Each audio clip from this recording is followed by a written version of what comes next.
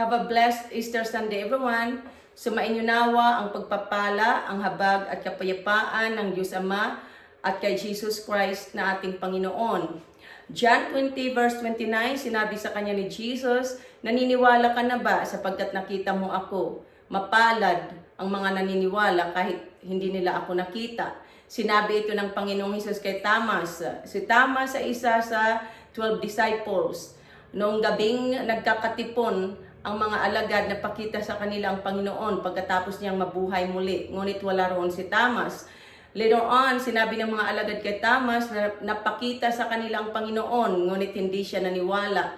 Verse 25, sinabi ni Thomas na maniniwala lamang ako kapag nakita ko ang butas ng mga pako sa kanyang mga kamay at naisusuot dito ang aking daliri at hindi ko na ipapasok ang aking kamay sa kanyang tagiliran.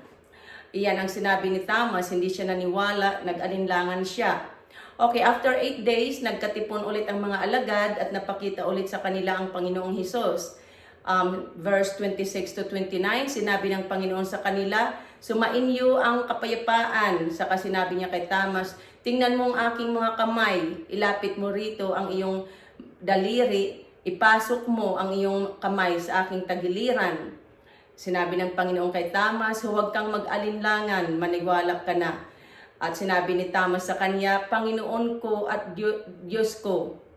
Sinabi na sa kanya ng Panginoon, naniniwala ka na ba sapagkat nakita mo ako? Mapalad ang mga naniniwala kahit hindi nila ako nakita. Okay, noong hindi pa ipinapako ang Panginoon sa cross, ilang bisis ipinahayag ng Panginoon sa mga alagad na siya'y ipagkakanulo sa mga high priest at scribes.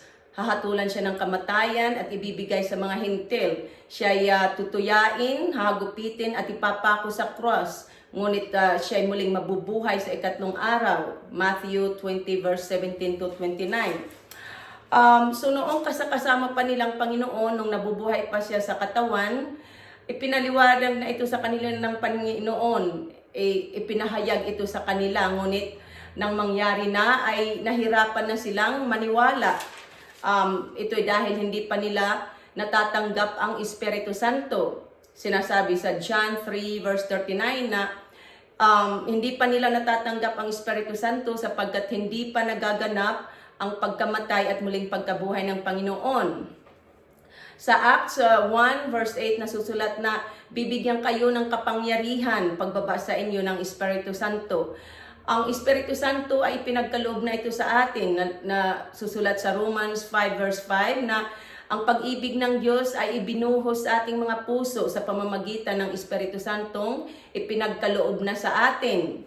At matatanggap natin ang Espiritu Santo sa pamamagitan ng pagtalikod, pagsisisi, pagtalikod sa kasalanan at pagpabautismo sa pangalan ng Panginoong Hesukristo. Tayo'y patatawarin at ang pangako ipagkakaloob sa atin ang Espiritu Santo. Ito nasusulat sa Acts 2 verse 39. Ang Espiritu Santo ang tumutulong sa atin. Ang Espiritu Santo ang nagpapahayag sa atin tungkol sa Panginoong Hesukristo. Nagtuturo at nagpapaalala sa atin tungkol sa mga sinabi ng Panginoon. At ang Espiritu Santo ang nagpapahayag sa atin upang tayo'y maniwala, nagbibigay sa atin ng kaalaman upang maniwala tayo sa mystery ng pagkamatay at muling pagkabuhay ng ating Panginoong Hesukristo. Okay, sa 1 Corinthians chapter 15, sinabi ni St. Paul na ang totoo si Kristo'y muling nabuhay bilang isang katibayan na muling bubuhayin ang mga patay. So ito ang ipinapangaral nila sa atin sa Biblia na maniwala tayo na si Kristo ay namatay sa cross dahil sa ating mga kasalanan at muling nabuhay sa ikatlong araw. Ang mga naniniwala nito, ang nananalig kay Jesus Christ, ay tatanggap ng kapatawaran sa kanilang mga kasalanan sa pamamagitan ng pangalan niya.